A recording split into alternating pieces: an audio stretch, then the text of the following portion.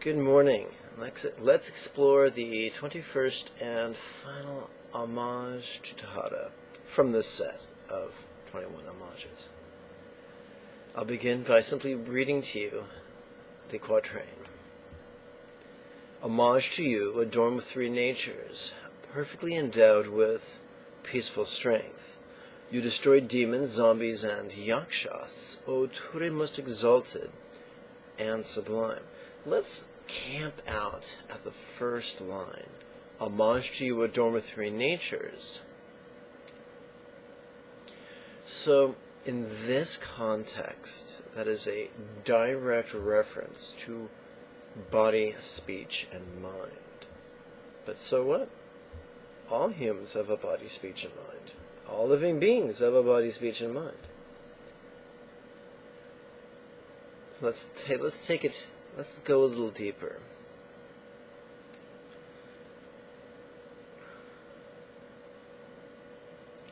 It is taught that the body of Green Tare is the synthesis of all the Buddha's bodies. The speech of Green Tare is the synthesis of all the Buddha's speech. And the mind of Green Tare is the synthesis of all the Buddha's minds. Let's take it down another notch. Let's go a little yet deeper. By saying that Green Tare's body is the synthesis of all Buddha's bodies, we could say that her body is the synthesis of all Buddha's strength, just as it is taught that Vajrapani is the synthesis of all Buddha's strength.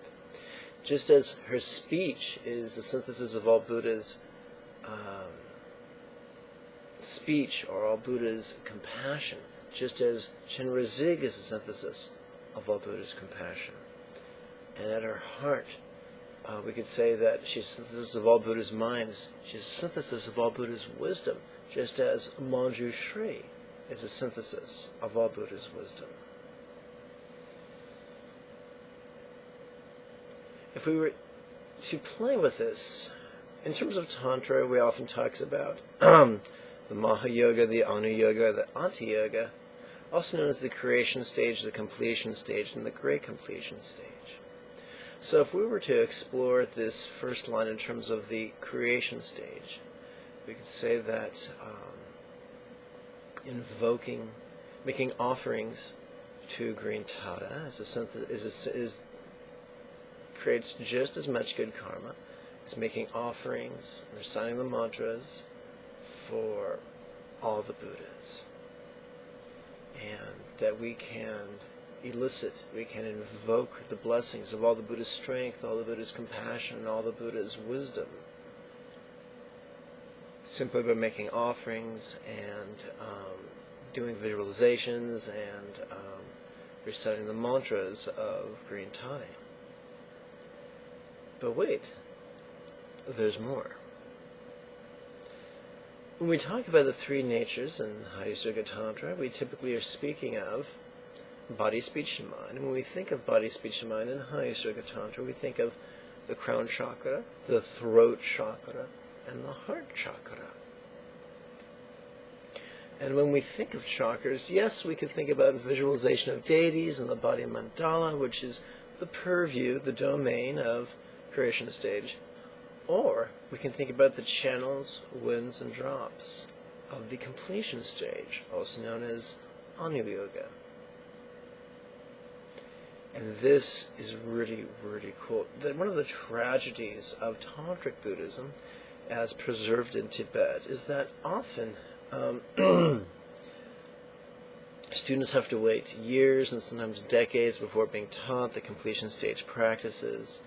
However, throughout the ages, there's always been a minority of radical lamas who taught it right off the bat, bit by bit, so that within a short number of lessons, people could become accomplishing or practicing the essence of all the Lamrim intellectual trainings and the essence of all the Chokchen Mahamudra mystical teachings.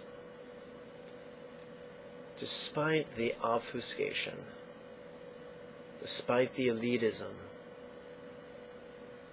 the technologies and teachings that Buddha imparted are not that difficult. They're elegantly simple and easy to apply. If your teacher does not make you feel this is easy, simple, and easy to apply, you probably got the wrong teacher. I just want to let you know that. So, homage to you who can help us on the Maha-yoga level with visualizations and mantras and offerings and whatnot. Homage to you can help us on the Anu-yoga level, who can help us with our channels, winds, and drops, not to escape reality, but to become more resourceful in our dealings with reality.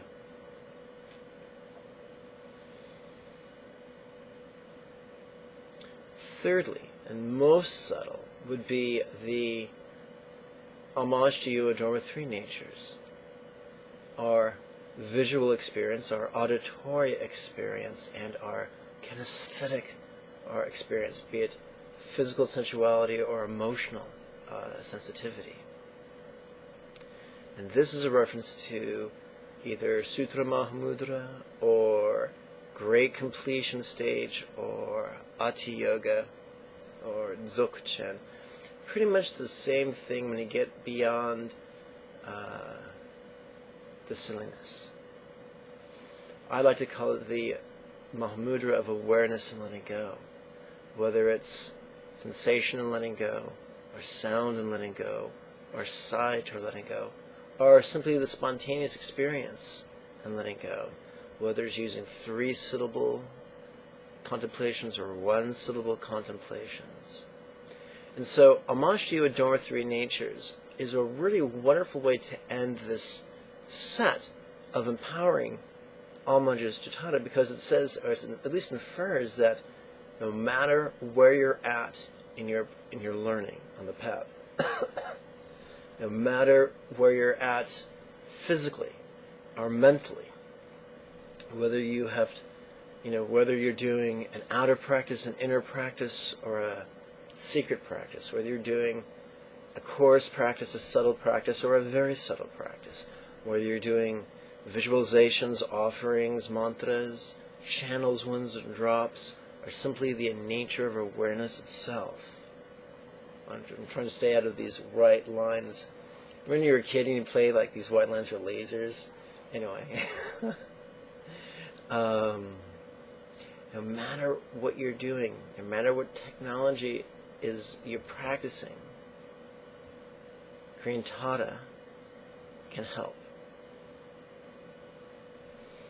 And a lot of people say, man, I don't want to invoke the Buddhas. I want to do it on my own. I want to have full bragging rights. Well, listen, Checo, what's more important to you, bragging rights or rapidly accomplishing the path?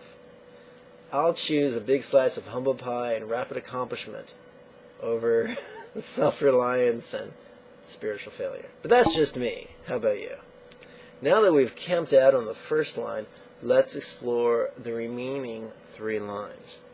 Perfectly endowed with peaceful strength. This is the exact opposite of what you see in high school. Imagine this, if you will. It's a Friday night, and the linebackers, the football linebackers, are getting amped for the big game. They've been sucking down caffeinated, sugary beverages full of taurine and whatnot, and they're just all psyched up. They're ready to go, man. That's not peaceful strength. That's a dog on a leash. And what I like is that invoking Green Tade, whether by name, by syllable, by the 21 homages, or by the song of longing, gives one a peaceful strength, a resourceful strength that helps one to meet the challenge of the moment without losing one's mind. Not acting like a caffeinated high school football player before the big game. Line 3. You destroy demons, zombies, and yakshas. Now, destroys are literal or metaphoric. If it's metaphoric destruction, we're probably talking about literal demons, zombies, and yakshas, because Green Tade is very compassionate. She'd rather see someone repent than actually be killed. But if you're talking just literal destruction, then we're probably talking about metaphoric demons, zombies, and yakshas. Those things, those circumstances in our life, or those things in our characters that seem bent on our destruction.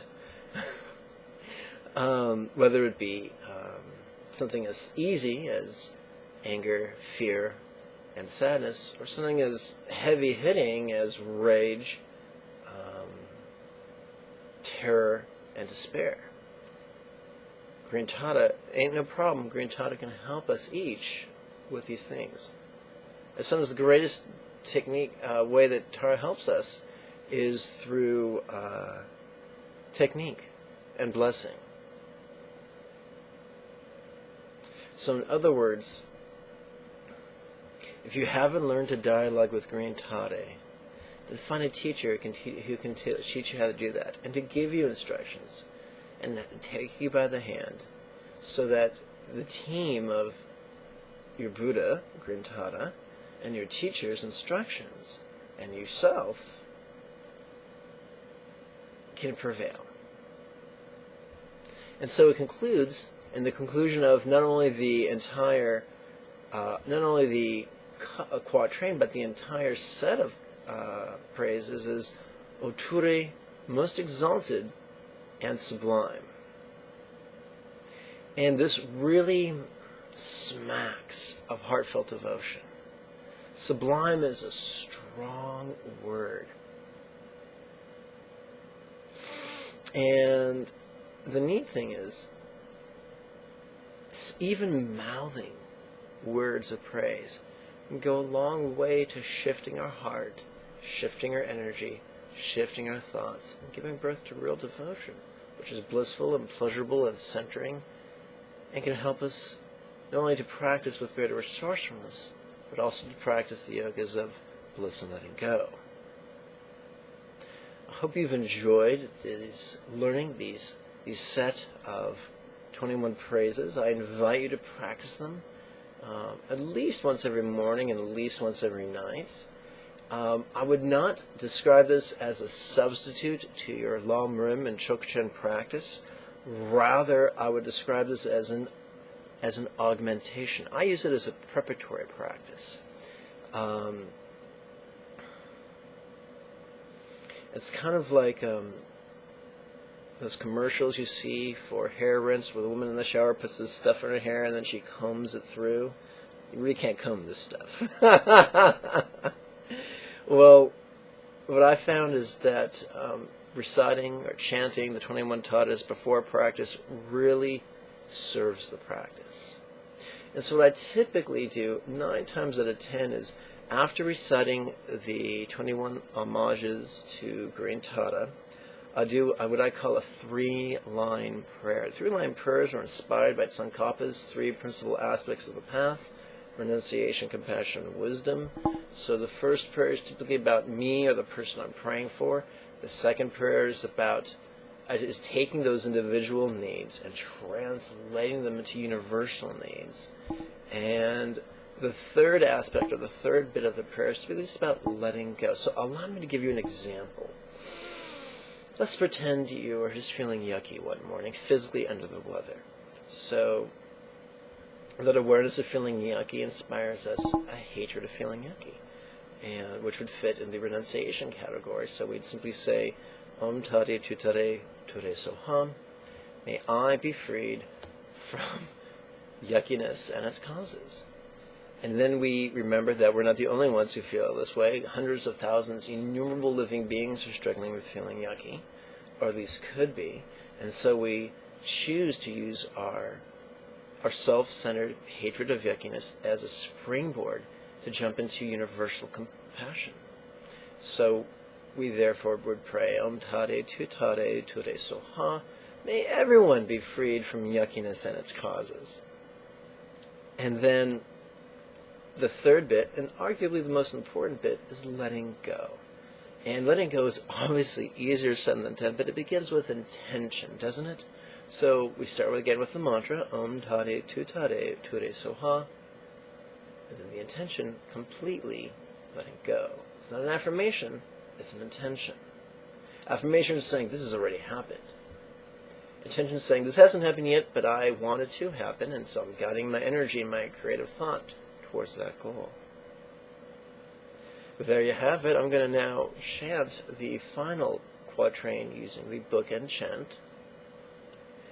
Homage to you, a dome of three natures, perfectly endowed with peaceful strength. You destroy demons, zombies, and yakshas, O Ture, most exalted and sublime. One of the first hyperlinks you'll find in this text when you receive it is simply a text of me chanting this straight through, and you can chant along with me. And of course, if you feel a bit overwhelmed that I'm going too fast, that's okay. Just listen, follow along mentally, and it'll give you something to shoot for. Remember, we're not trying to be perfect. Let's not get overwhelmed and full of self-loathing if you do everything perfect the first time. Perfectionism is a trap, my friends. Let's avoid it. This has been great fun, but in all honesty, these videos are basically adjuncts to the classes. Whether you attend a 14-day retreat or a weekly internet webinar, that's your best bet. If you really want to accomplish the path quickly, if you really want to become a high bodhisattva in less than 12 months, then be sure to use the link below to register for the next series of weekly webinars. Before I go, I want to remind you, let's see, I got to get the coordination just right to hit the subscribe button and the like button, and consequently the social network button, so you can share with your buddies on Facebook and Google Plus and Twitter and whatnot. May you and yours be healthy and happy. Om Tare Tutare Ture Soha. Sending you each a great big hug and a kiss on the cheek.